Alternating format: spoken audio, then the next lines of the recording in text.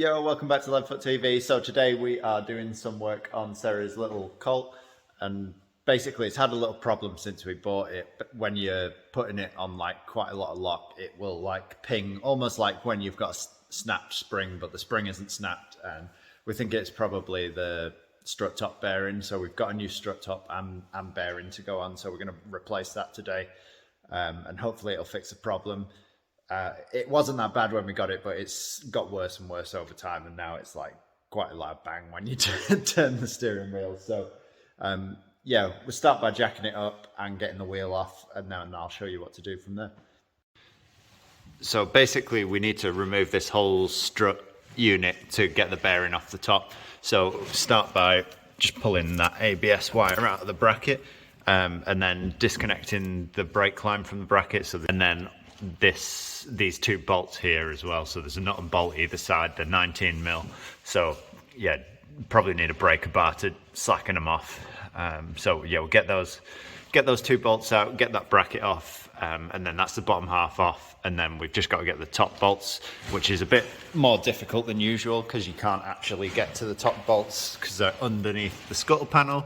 So we're gonna have to take the scuttle panel off so that we can get to the top bolts as well. So yeah, let's get to it. I'll take those two 19s out first. So that's all the bottom side out, both two bolts, bolt holding that bracket, and then just pull that out of its bracket.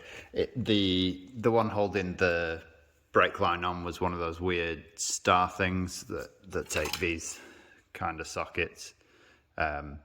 The reason they are like that, because you don't normally find them on Japanese cars, is because actually a lot of this is Mercedes, because it shares a chassis with the smart car. So yeah, you'll probably find that some of the stuff doesn't follow your normal Japanese criteria. So these bolts weren't actually 19s, they were 18s. So the nuts were 18s, the bolts were 19s. Because that's just the sizes Mercedes use, because they're a bit weird. So yeah, it follows Mercedes bolt patterns rather than Japanese ones. So yeah, don't put 19s on and strip everything. But yeah, that's the bottom side off, and then we're just gonna take the scuttle panel off. I'm not sure how this comes apart, so I'll try and figure it out, and then we'll pick the video up from there. So either side of the tray, there's this little plastic screw. So that needs to come out first. And then there's this bolt as well, which might need to come out. I'm not sure yet. So I can get these two screws out and then prise these bits off the wipers and unbolt the wiper arms. And I think the whole thing needs to come off to get to the bolts because they're like tucked right underneath. So yeah, start with these plastic screws and see what that does for us. And then yeah, we'll go from there.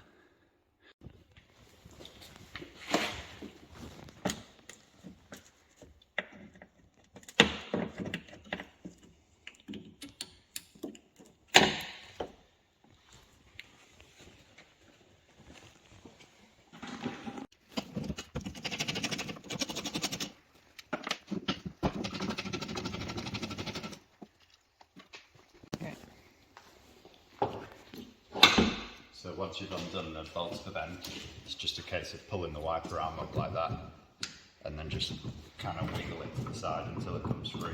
And try not to ride it too much, just get it to come loose. It'll eventually come off, and just keep going side to side.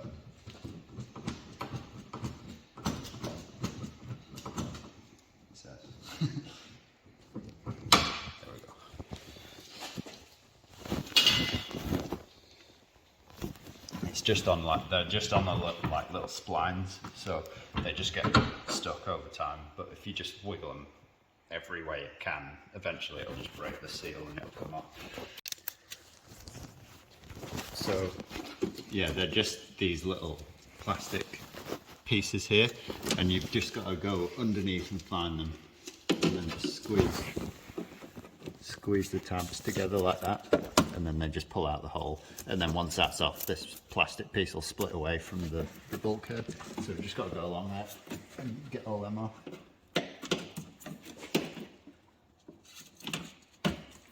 And then it should just pull apart there.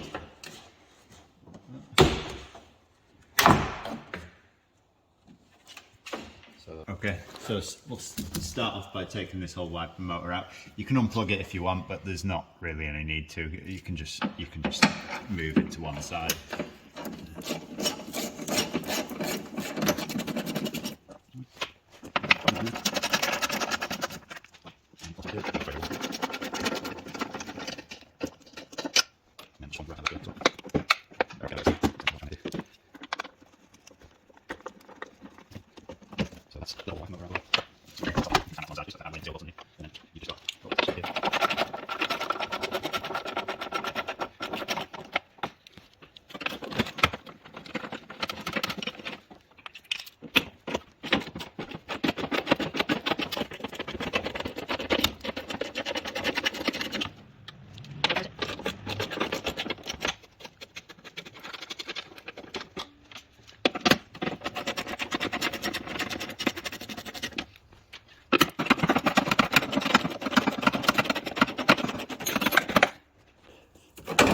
Just lift back and out of the way.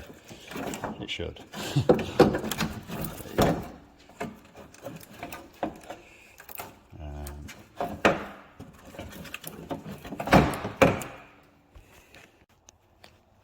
Yeah, it's moved enough to get those 3 bolts anyway.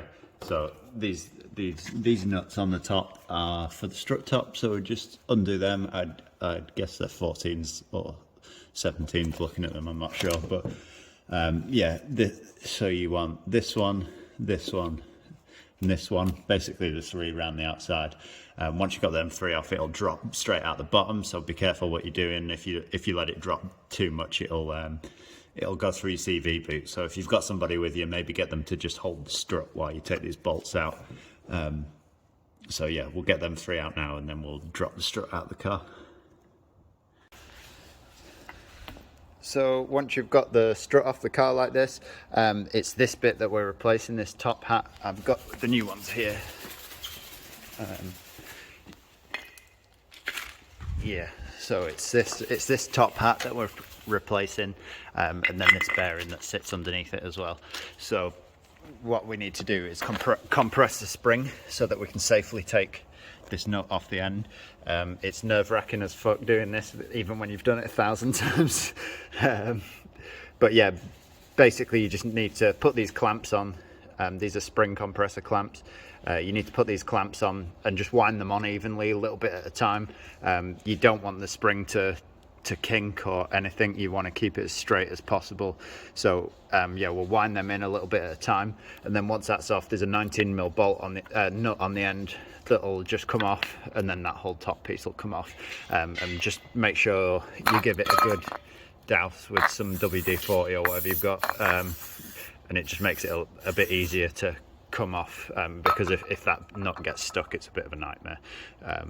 So yeah, I'll wind the spring clamps on a little bit at a time now.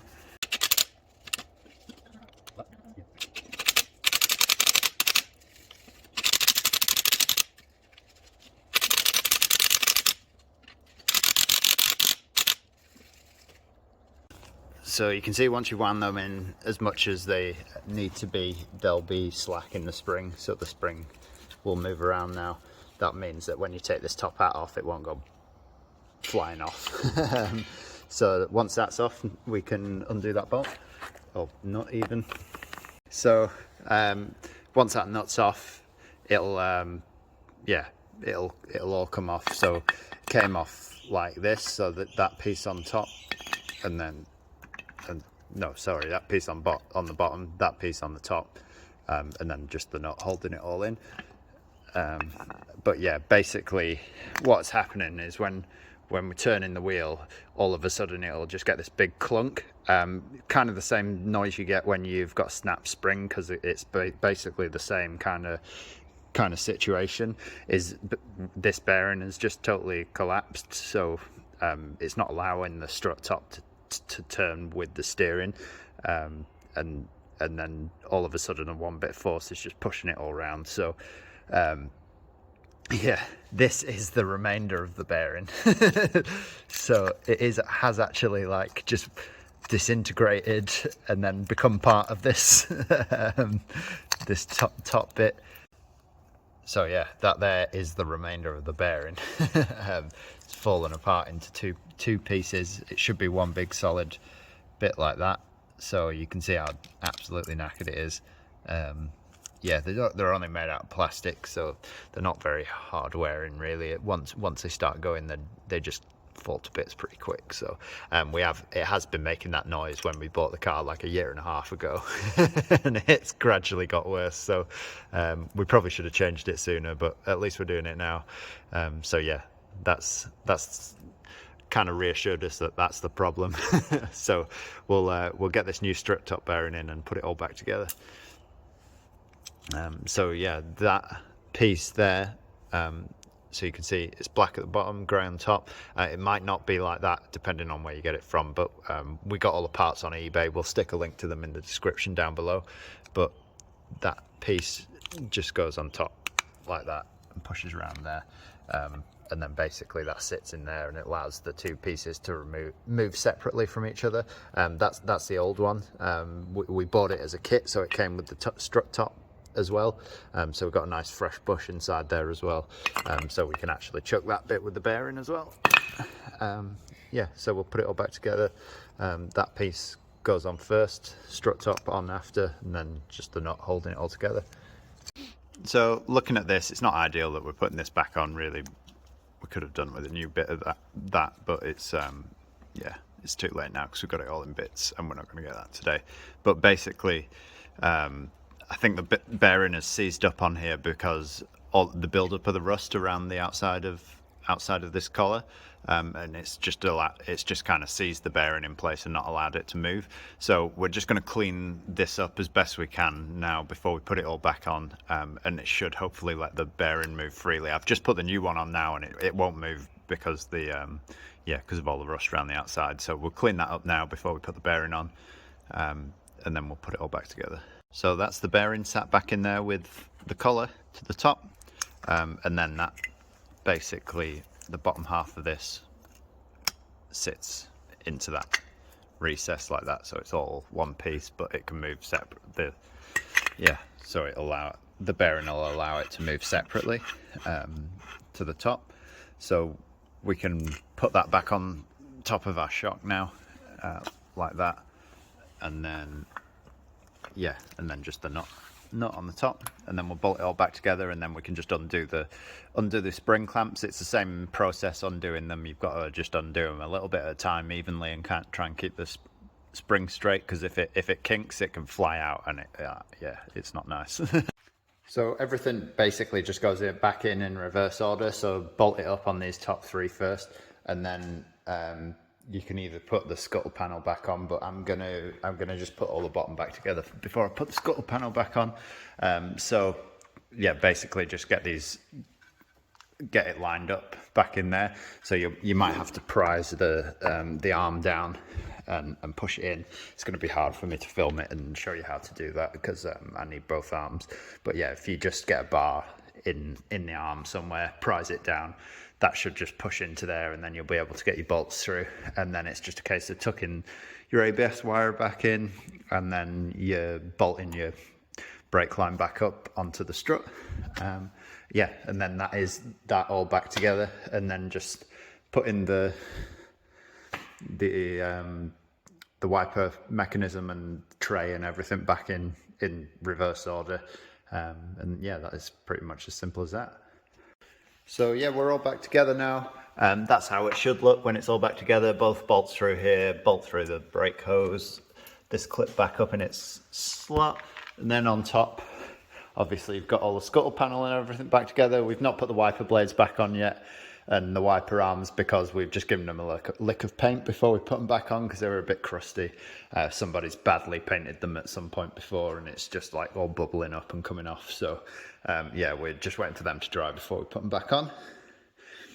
But yeah, that's how to change the strut top bearing on a Mitsubishi Colt. If you found the video helpful, make sure you leave a like and subscribe to the channel. We'll definitely be doing some more maintenance jobs on this Colt in the future. So yeah, make sure you subscribe if you've got a Mitsubishi Colt and you found the video useful, and we'll catch you in the next one. Peace out.